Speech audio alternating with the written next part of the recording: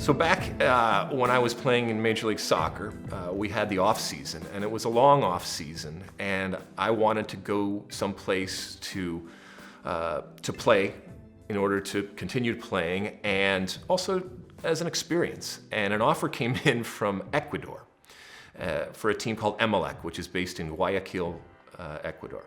I had never been to Ecuador in my life, and I certainly had never been to Guayaquil.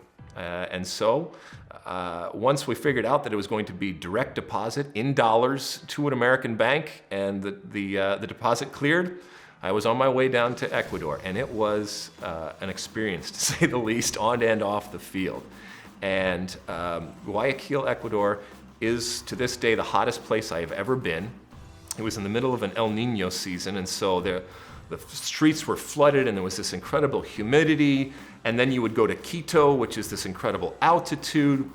The team was so worried about the players and had no confidence or respect that the players would behave, that they would put us in concentration a week before the game. And the concentration was literally built into the stadium, where we would stay in these little bunkers in bed. And I was just flabbergasted.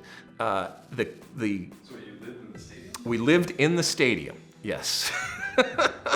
And I remember going to the coach and to the powers that be and saying, why can't I just stay in my house? And they said, well, we don't trust our players, and so you're part of the team, and this is what you have to do. And to my American brain, it never even occurred to me to be going out the night before the game or anything like that. But they were really worried about letting their players have any type of freedom, because they knew they would take advantage of it. And so, yeah, we lived in the stadium for a number of days before the game in concentration.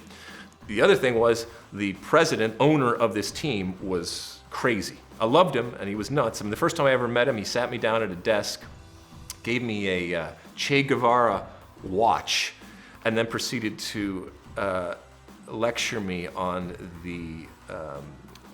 the positives from socialism and communism, and that lasted about an hour.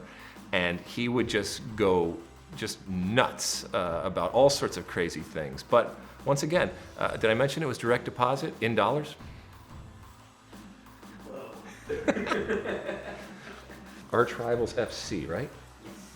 Hey, this is Alexi Lalas, and you are watching Arch Rivals FC. Now get the hell out of my house.